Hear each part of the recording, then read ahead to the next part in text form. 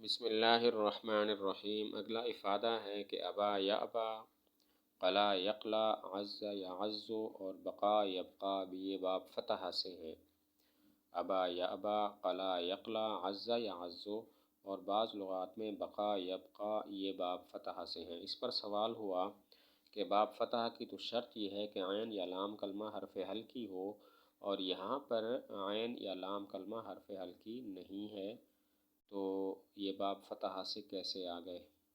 اس پر سوال ہوا کہ باب فتح کی تو شرط یہ ہے کہ عین یا لام کلمہ حرف ہلکی ہو، اور ان کا عین یا لام کلمہ حرف ہلکی نہیں ہے، تو یہ باب فتح سے کیسے آ گئے؟ تو بعض صرفیوں نے تو جواب دیا کہ یہ شاذ ہیں، لیکن میرے استاد صاحب نے قاعدہ کی تقریر اس طرح کی کہ ان کا شاذ ہونا ختم ہو گیا۔ بعض صرفیوں نے تو جواب دیا کہ یہ شاذ ہیں، لیکن میرے استاذ نے قاعدہ کی تقریر اس طرح کی کہ ان کا شاذ ہونا ختم ہو گیا۔ چنانچہ قاعدہ کی تقریر یہ ہے: ہر کلمہ صحیح جو باب فتح سے آئے، شرط یہ ہے کہ اس کا عین یا لام کلمہ حرف ہلکی ہو۔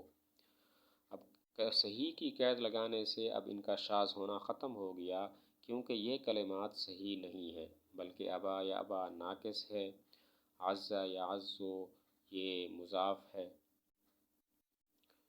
میرے استاذ نے قاعدہ کی تقریر اس طرح کی کہ ان کا شاذ ہونا ختم ہو گیا۔ وہ قاعدہ یہ ہے کہ ہر کلمہ صحیح جو باب فتح سے آئے، شرط یہ ہے کہ اس کا عین یا لام کلمہ حرف ہلکی ہو۔ اب صحیح کی قید لگانے سے ان کا شاذ ہونا ختم ہو گیا، کیونکہ یہ کلمات ابا یا ابا وغیرہ یہ صحیح نہیں ہیں، کچھ تو ناقص ہیں، کچھ مضاف ہیں، لہذا شاذ ہونا ختم ہو گیا۔ اگلا افادہ یہ ہے کہ کل خذ مر اصل میں کل خذ اور مر تھے، دونوں حمزوں کو حذف کیا تو کل خذ مر ہو گئے۔ کل خذ مر اصل میں تھے کل خذ اور مر، دونوں حمزوں کو حذف کر دیا تو کل خذ مر ہو گئے۔ اب یہاں پر سوال ہوا کہ دونوں حمزوں کو حذف کرنے کا تو کوئی قاعدہ نہیں ہے، پھر کیوں حذف کر دیا گیا؟ صرفیوں نے جواب دیا کہ یہ شاذ ہے۔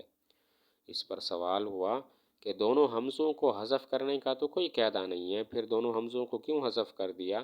جواب دیا صرفیوں نے کہ یہ شاذ ہے، لیکن میرے استاد صاحب نے ایسی تقریر کی ہے کہ جس سے ان کا شاذ ہونا ختم ہو گیا۔ چنانچہ انہوں نے فرمایا کہ یہاں قلب مکانی ہوا ہے، فا کو عین کلمہ کی جگہ اور عین کو فا کلمہ کی جگہ پر لے گئے، لہذا اک ال اخ از اور ار ہو گئے۔ یسل والا قاعدہ جاری ہوا، حمزہ کی حرکت ما قبل کو دے کر حمزہ کو حذف کر دیا تو اکل اخذ اور امر ہو گئے، حمزہ وصلی کی ضرورت نہ رہی تو کل خذ مر ہو گئے۔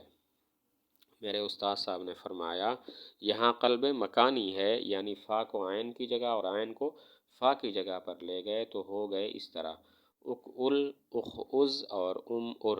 یسل والا قاعدہ جاری ہوا، حمزہ کی حرکت ما قبل کو دے کر حمزہ کو حذف کر دیا تو اکل اخذ اور امر ہو گئے، پھر بعد میں حمزہ وصلی کی ضرورت نہ رہی، اس کو بھی حذف کر دیا تو کل خذ مر ہو گئے۔ آگے ایک سوال نقل کر کے اس کا جواب دیتے ہیں۔ سوال یہ ہے کہ یسل والا قاعدہ تو جوازی ہے اور کل خذ میں حمزوں کا حذف کرنا وجوبی ہے، تو پھر ایک جوازی قاعدہ وجوبی چیز میں کیسے جاری ہوگا، وجوبی صیغوں کے اندر کیسے جاری ہوگا؟ سوال ہوتا ہے یسلو کا قاعدہ تو جوازی ہے اور کل خذ میں حمزوں کا حذف کرنا وجوبی ہے، تو ایک جوازی قاعدہ وجوبی چیز کے اندر کیسے جاری ہوگا؟ جواب دیا کہ قاعدہ کی تقریر ہم اس طرح کرتے ہیں کہ ہر حمزہ متحرکہ جو ایسے ساکن کے بعد واقع ہو جو ساکن نہ مدہ زائدہ ہو نہ یائے تصغیر ہو، تو اس حمزہ کی حرکت ما قبل کو دے کر حمزہ کو حذف کر دیتے ہیں۔ ہر حمزہ متحرکہ جو ایسے ساکن کے بعد واقع ہو جو ساکن نہ مدہ زائدہ ہو نہ یائے تصغیر ہو، تو اس حمزہ کی حرکت ما قبل کو دیتے ہیں اور حمزہ کو حذف کر دیتے ہیں۔ پھر دیکھتے ہیں کہ حمزہ کا ساکن کے بعد واقع ہونا قلب کی وجہ سے ہے یا افعال قلوب میں ہے یا ان دو باتوں میں سے کوئی بات نہیں ہے۔ اگر حمزہ کا ساکن کے بعد واقع ہونا قلب کی وجہ سے ہو یا افعال قلوب میں ہو تو اس حمزے کا حذف وجوبی ہوتا ہے، اور اگر ایسا نہ ہو تو حمزے کا حذف جوازی ہوتا ہے۔ پھر دیکھیں گے کہ اس حمزہ کا ساکن کے بعد واقع ہونا قلب کی وجہ سے ہے یا افعال قلوب میں ہے یا ان دو باتوں میں سے کوئی بات نہیں ہے۔ اگر حمزے کا ساکن کے بعد واقع ہونا قلب کی وجہ سے ہو یا افعال قلوب میں ہو تو پھر حمزے کو حذف کرنا واجب ہوتا ہے، اور اگر ان دو باتوں میں سے کوئی بات نہ ہو تو پھر حمزے کا حذف جوازی ہوتا ہے۔ لہذا افعال رویت میں حمزے کا حذف جو واجب ہے وہ بھی قاعدے کے مطابق ہے، کیونکہ افعال رویت افعال قلوب ہیں، اور ان تین صیغوں کل خذ مر کے اندر حمزے کو حذف کرنا بھی واجب ہے، قاعدے کے مطابق ہے، کیونکہ یہاں پر حمزے کا ساکن ہونا قلب کے بعد ہے، حمزہ کا ساکن کے بعد واقع ہونا قلب کی وجہ سے ہے۔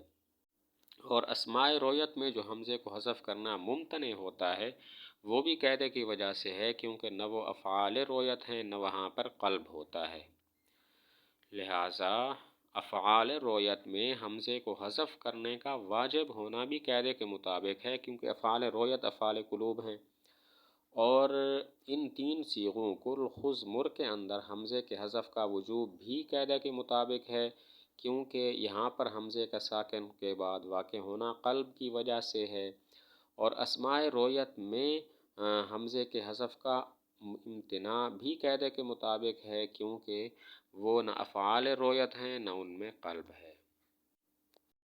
آگے ایک فائدہ بیان کیا کہ مر میں قلب اور عدم قلب دونوں آتے ہیں۔ اگر قلب ہو تو پھر حمزے کو حذف کرنا واجب ہوگا، لہذا ار بالکل نہیں پڑھیں گے، اور اگر قلب نہ ہو تو پھر حذف نہیں کریں گے، مر پڑھیں گے، اور پھر دوسرے حمزہ کو واو کر کے مر پڑھیں گے۔